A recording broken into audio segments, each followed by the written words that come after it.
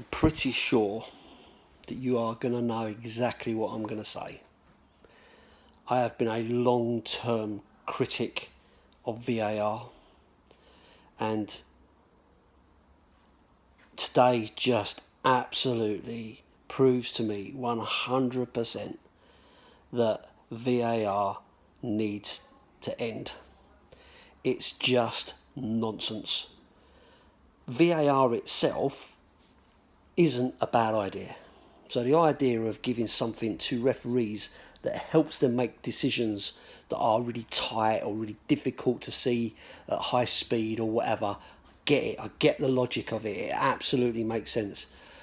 But the inconsistency from referees and the nonsense rules that are being applied are just killing this game.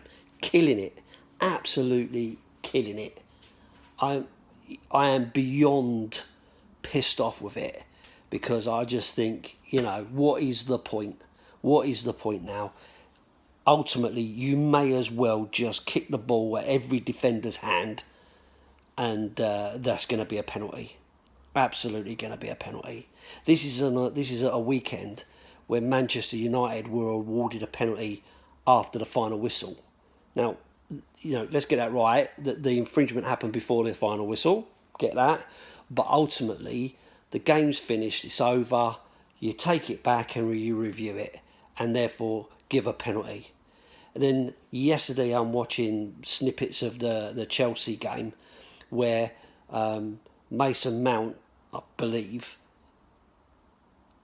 handled the ball, took a shot that then ricocheted off to allow Tammy Abrahams to score. Not handball. What are you talking about? The inconsistency with VAR is just ridiculous. It's absolutely killing it. Absolutely killing it.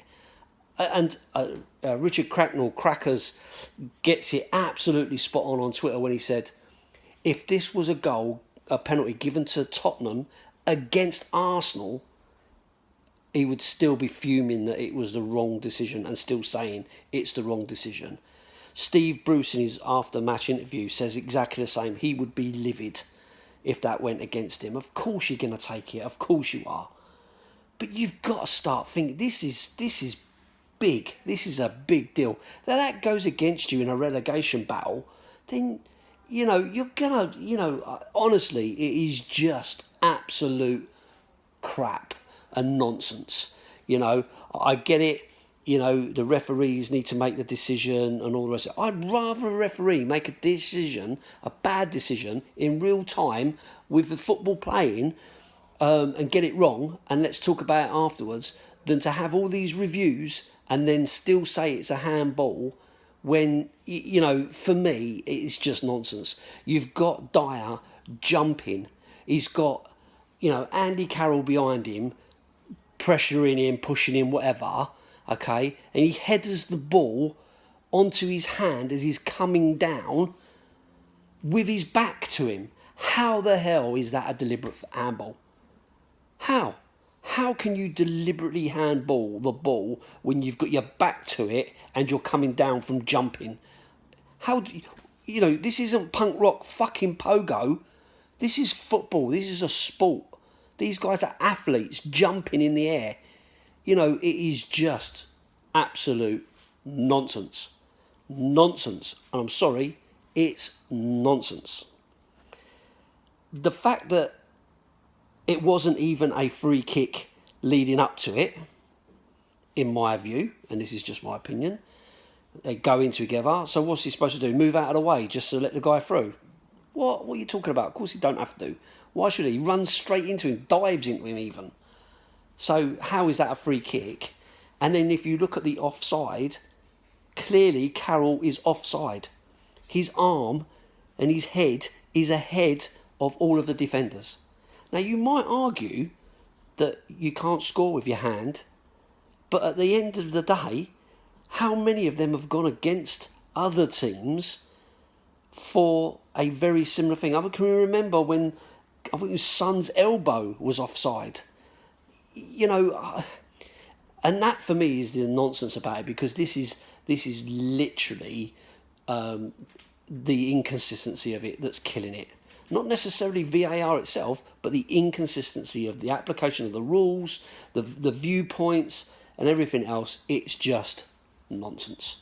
Absolute nonsense. And it needs to be reviewed and removed until it is reviewed and is fit for purpose. Goal line technology, absolutely get it.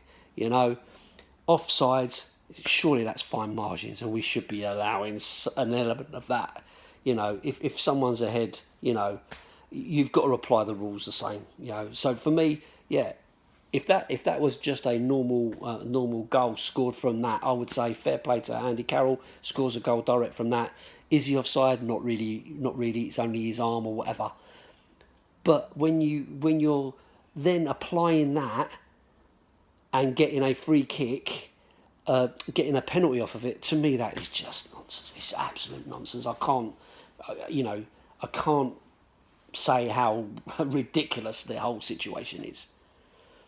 In terms of the game itself, I have to say, first 45 minutes, that is the best I've seen Tottenham play under Jose Mourinho.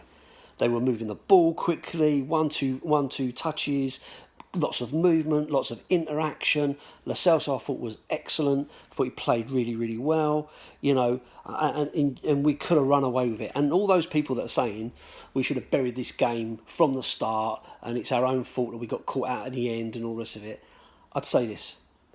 We hit the crossbar, we hit the post, and their goalkeeper was clearly their man of the match. You cannot put away every chance that comes your way, even with top-class strikers like Harry Kane and Sonny. You know, those guys were immense today. They played really, really well without really putting it in the back of the net. But ultimately, you know, when you get a decision like that go against you and you draw a game that when you've absolutely battered the opposition and played really, really well, of course you're going to be disappointed. You know, Newcastle in the first half couldn't handle it, absolutely couldn't handle it. Second half they played much, much better, put us under a lot more pressure, and you could feel it. You could feel that something was going to happen. But I felt that we had enough to hold them off, you know. But Andy Carroll does what Andy Carroll does. He gets in there, he bullies people, you know, he puts himself about physically and all the rest of it. Fair play to him. I mean, that's what he does. That's what he's known for. So you can't complain about that. You know that that's what's coming, you know. So, you know, ultimately, Newcastle fans are going to be over the moon. Of course they are. And I don't blame them at all. But in terms of that first half, I thought that was the best that Tottenham had played under Jose at all. I thought we were really, really good. And I was absolutely disappointed that we couldn't bury any more of them chances. But their goalkeeper had a worldie of a game. I thought he played really, really well and deserved some accolades for that because he kept them in it. And if it wasn't for him keeping them in it, that penalty at the end wouldn't have mattered, you know. So for me, you know, I think there's still some positives to take out of the game. I thought Lo Celso did really, really well. I thought Ndombele, when he came on, played okay. Harry Kane looked like he was, he's Harry Kane essentially. I mean, he made the goal, so he's got another assist to his name. And fair play to him. You know, he's got to be disappointed not to have got on the score sheet with those opportunities that he had. But some days you can't legislate for a goalkeeper. I mean, I see a couple of seasons ago when we played Bournemouth and their brand new teenage goalkeeper had, you know, his first Premier League start, had a worldie against us and we lost the game 1-0. So, you know, it happens. It goes against you sometimes. And I think, you know, this is going to be one of those days. It's early in the season, so it's not all doom and gloom. But for me, VAR has just ruined it. And what could have been a fantastic performance and a great 3 points turns into a really negative day and a really disappointing finish. But I'm sure the football authorities are going to have to look into this because 18 penalties so far this season and we're in match week 3 is just ridiculous. And I think, you know, there's some serious thought needs to go into this. But we go again. We've got another game, so we look forward to that and we just keep on believing. Up the Spurs.